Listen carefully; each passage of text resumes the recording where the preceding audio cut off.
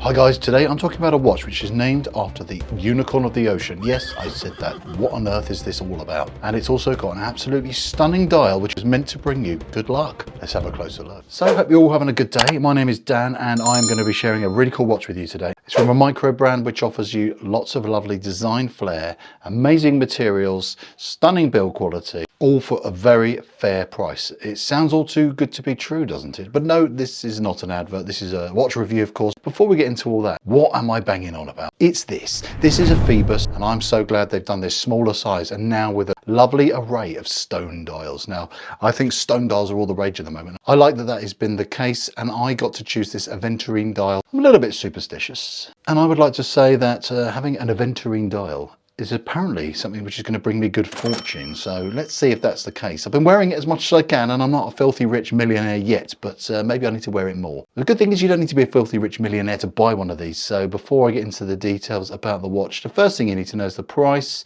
It's very, very fair for the micro brand sector. It's only about 400 euros, especially before the December the 1st where there is a discount going. So definitely get a nice chunk off one of these if you decide you want one, but you're going to need to know more about the watch, aren't you? I've reviewed quite a few Phoibos watches on this channel and they do vary in sort of wackiness, if you will, but I would like to say before you tune off, this is by far the least wacky one I've seen them do. I think this is great everyday wear piece, slightly on the dressy side. I'd say this isn't going to draw too many raised eyebrows for its weirdness. So a bit of housekeeping. What are the stats and specs of this little beauty? Lots of lovely proportions on this piece, I must say. I think they've got this hitting the sweet spot because it's got a 39mm case size. The lug to lug is a very compact, only 46mm. The height is only 11.5. Sized up for me, it weighs 163 grams, so it's a little bit weighty, but that gives it a nice, more expensive feel. It's all made out of 316L stainless steel. Movement inside is a Miyota, the 9000 series, the 9015. Date complication on here, just above the 6 o'clock position. Sapphire crystal, which is flat, and it's got 3 layers of AR coating on the underside, so that really helps reduce the glare and have optimum clarity, which we always like. Going through to that dial, which in this instance on my watch is aventurine with a slight goldy sparkle. The little sparkles make it feel like you're looking into space, which is often what I like doing anyway. And integrated into that, you've got the gold indices, surrounds, the gold hands, brushed effect on those, and buckets of lume. All the indices are BGW9 and then the dots and the hands are C3, so you've got a blend of 2 types of lume, absolutely punching. Then you've got the bezel insert, which is made of ceramic, and that again has been filled very deliciously with lots of BGW9 lume for that blue glow. They all come with this multi-link bracelet which tapers from 20mm down to 80, down to a lovely on-the-fly micro-adjust clasp with double push button release, and all the links if you want to take any out be done with the screw pins, so that's nice and easy. If you want to change the bracelet out yourself, it's got quick release spring bars, so it's easy to whip it off and change it out for straps if you want to as well. And it's still got 200 meters of water resistance thrown in the mix, so you could take this swimming or diving and enjoy it on your holidays. So that's your whistle stop tour through the stats and specs. But what do I really think about it? This is the review element, if you will, of the video. And I'm going to start with things I'm not quite so sure on. Let's just get it out of the way. I don't like the name Narwhal. I have nothing against those beautiful unicorn mammals. I just think they're a strange creature. I like the more Greek mythology names that they go for. Someone says, that's a nice watch. What's that on your wrist? And you say it's a narwhal. They might wonder what's wrong with you. Which for some of us, it's nice to just get attention in any form. I know it's a bone of contention for many people who've made comments on previous videos.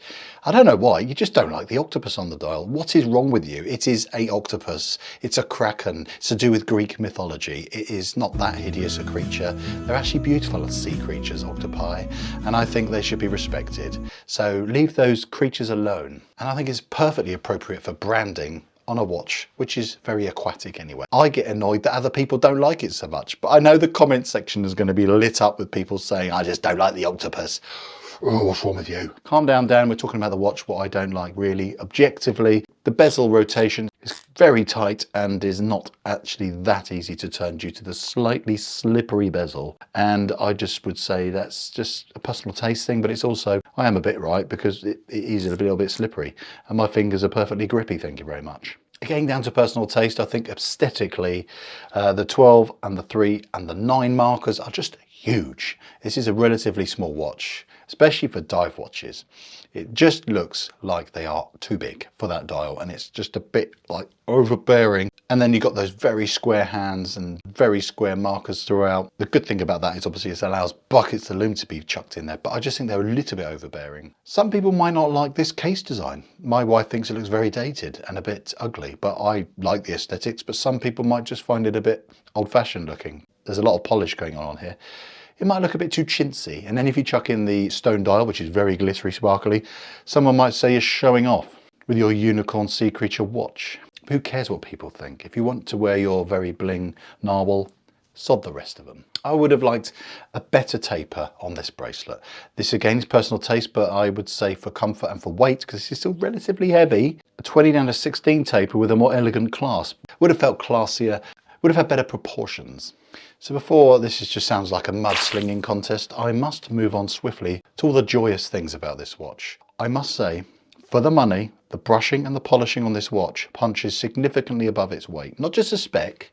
We know this has got an amazing specification. I've said all that already. For the money, as someone who owns other micro brand watches, which some of them cost 50% more than this, the fit and finish of this watch is way above them. I genuinely mean that. The brushing on even the indices in the hands, the application of the loom, the brushing on the case, the bracelet, the contrast between the polished, the brushed elements, the screwing in of the crown, how accurate the movement is running in this, it's been regulated, the general feel and the heft of the watch. But I must say they've really nailed it again with the build quality of their watches. It's always exceptional. But what takes up a notch is that dial. I just love a stone dial, but I love stone because it's a natural element, and the fact that this one apparently gives you good luck, please do.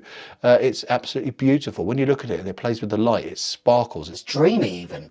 It looks like a proper piece of jewellery without being tacky. It's genuinely mesmerising. I'll say that again because it's not often you have a dial which has so much depth to it. Knowing that it's natural, it's literally from nature, and it's just absolutely beautiful. And then you contrast that with that punchy loom. When the light drops and you've been admiring your watch in the sunlight and you've got a bit of a shady moment. I love a shady moment. It's just absolutely gorgeous. It's a bit of a light show, this watch. It's like a disco ball on your wrist. So that's it in a nutshell. If you want to get one of these, do check the link in the description. And if you haven't subscribed already, please do. It would be an honour to have you join the gang, and I will very much look forward to seeing you in the next video very soon. Bye for now.